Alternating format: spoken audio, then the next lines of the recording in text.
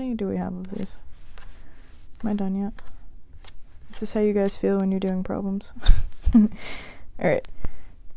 Number 4. What is the total number of joules lost? So for losing joules, we are thinking about losing money, right? Exiting your bank account. That is going to be exothermic. Exothermic. And the reason here, joules are lost. Water is cooling. Okay. Variables.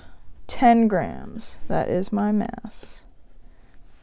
At 80 degrees is my initial. So it's at 2, right? I'm at home. I'm going to school. 80 degrees is going to be my final. Wrong. Initial. 60. So you got to be very careful with those. Final is going to be 60 degrees Celsius. So if it's final minus initial, that means my delta T is going to be negative 20. Okay. And it's talking about number of joules lost, right? So that means I know I'm solving for heat. And again, what's my specific heat capacity? 4.18 joules, grams Kelvin. Okay, and again, just pop them on in there. Got X, I'll make this a little bigger. X is equal to 10. And, okay, and then you just multiply those out. Q is going to be 840 joules. Easy peasy.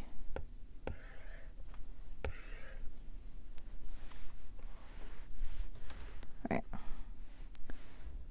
Same old. Cooled, right? Cooled. Removal of joules. Right? This should be big hints that we are talking about exothermic, right? If it is cooling, if they're being removed, right? Think about money being removed from your bank account. That would be exothermic. All right, then I have cooled from 45 to 35, right? So from is my initial 45 to, right? That's what it's going to end with. That's my final. Removal of 84 joules of heat. So 84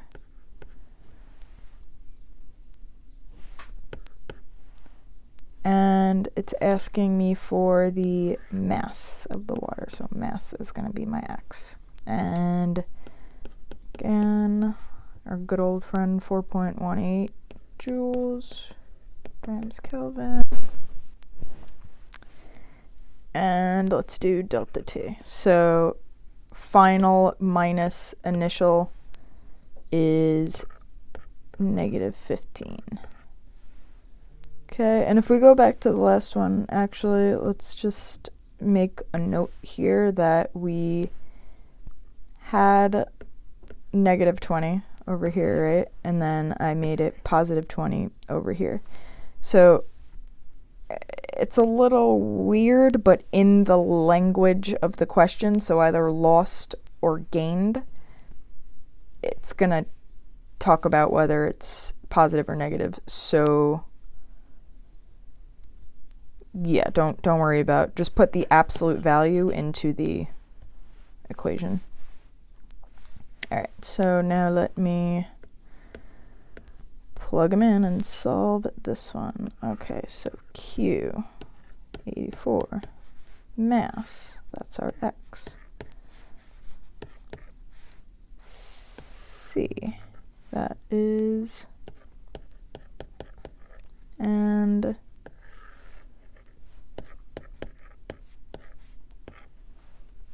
so you're going to divide both sides, right?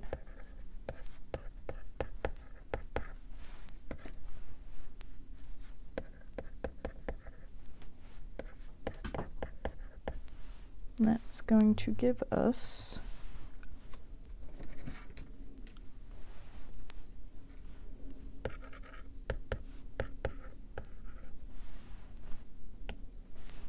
grams.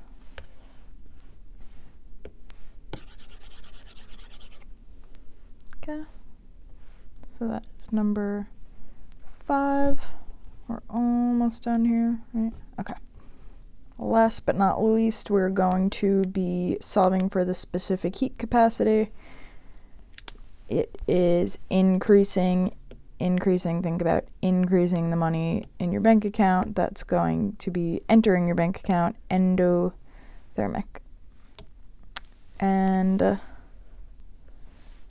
specific heat capacity. Basically, same thing again, pick out the variables from the word problem, organize them because that's really important. You're going to get mixed up, as I tell you guys all the time. Don't be afraid to write down your variables and don't be lazy daisies. Write them out. It will help you later. Okay, 95 grams. That's my mass. From 25. That's my initial. To 48. It's my final. Okay, what is the heat? Got 80, and that one tells you it's heat, so it's nice. And what is my C? Don't be tempted to write 4.18, right? Because it's not. That is what we're looking for. What is the specific heat? Okay, calculate your final minus initial, which will give us 23 degrees Celsius, and put them in the equation. So I got 849, 95 grams, X, and 23.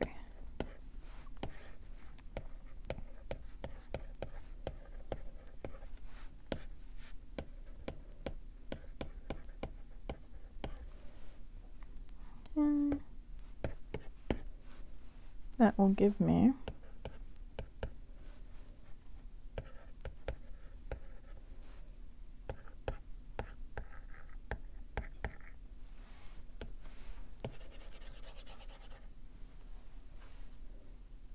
okay. And last but not least, which line segment represents an increase in average kinetic energy? So again, like I said, we're going to say it a million gazillion times. Average kinetic energy is the temperature, right? So increase. Increasing, not increasing, right? Increasing, not increasing, increasing. So anything that has AB, CD, or EF. And that will give us B, choice B.